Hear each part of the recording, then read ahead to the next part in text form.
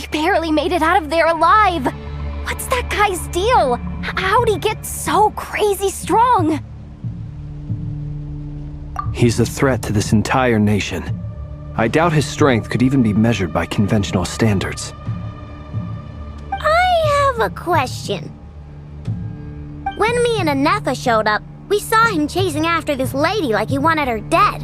What was that all about? We weren't there for the whole thing either. They were already duking it out by the time we arrived.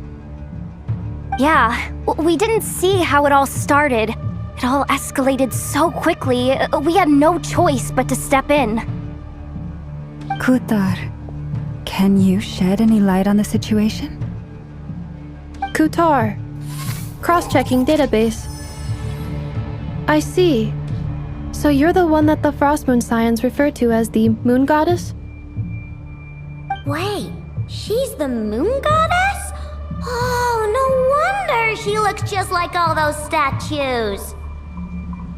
There are many reasons why people might worship the moon, and just as many why they might despise it. I've never met that person before, but there was no mistaking his deep-seated hostility towards me. Why he holds me in such contempt, I cannot say. But since he hunts the power of the moon, it's no surprise that I am a target. Kutar. There are many potential motives. For instance, you help the traveler escape his grasp. This could be his way of taking revenge. It is also possible that he covets the Kuvaki inside you and seeks to take it for his own. The list goes on. But right now, devising a counter-strategy should be our #1 priority. The likelihood of this location being discovered is close to 100%. A counter-strategy? We don't stand a chance against an enemy like this. Surely our only option is to run. He's not gonna chase us to the end of the world, right? So as long as we can sneak out of Nodcry undetected... No, I can't say that. Come on, Yehoda, this is serious stuff. You can't suggest we all just chicken out. Running is our only option.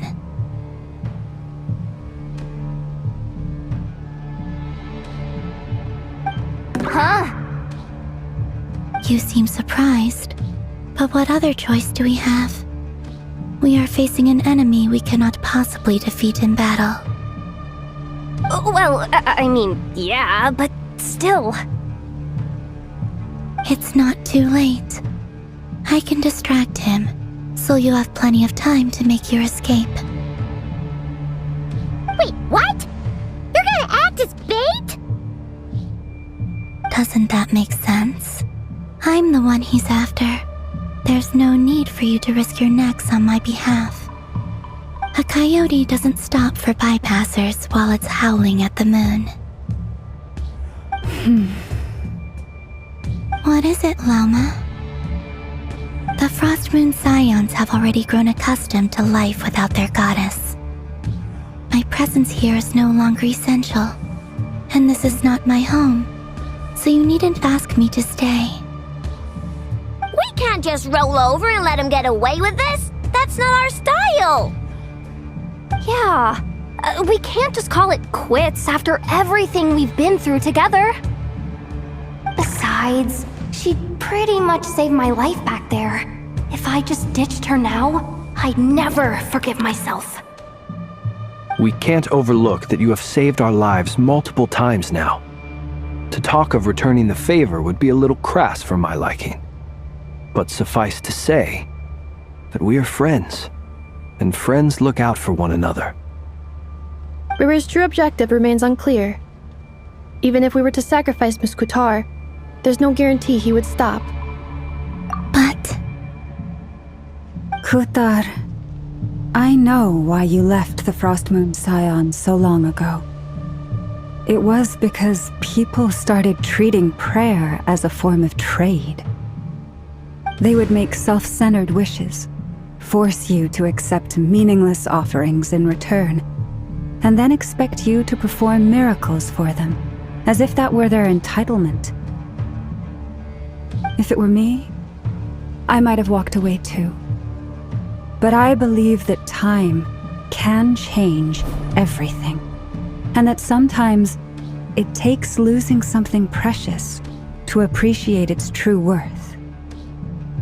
After much reflection, I've realized that this was never about whether the Frost Moon Scions need you. Any relationship based on need is purely transactional. What I truly hope is that you'll choose to stay, not out of obligation, but as part of our family. You were born here, and now you've returned. Who knows? Perhaps it was the moonlight that guided you home.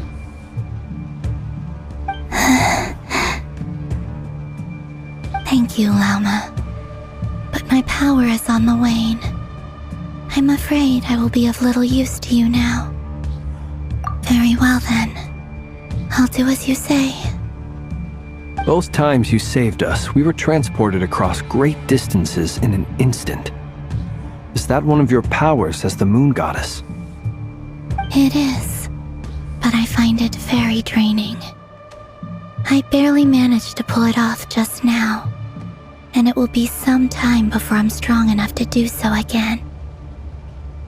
Rejected by the world, my power is dwindling.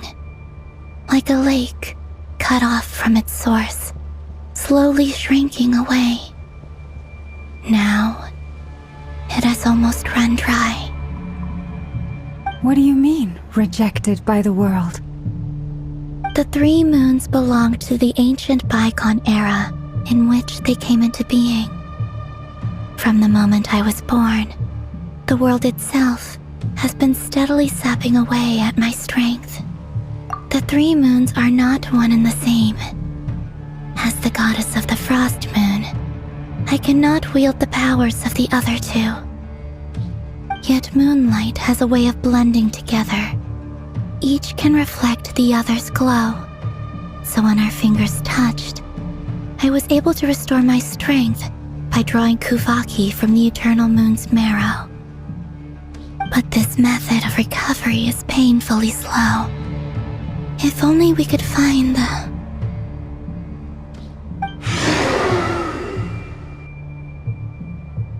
It's the Wild Hunt!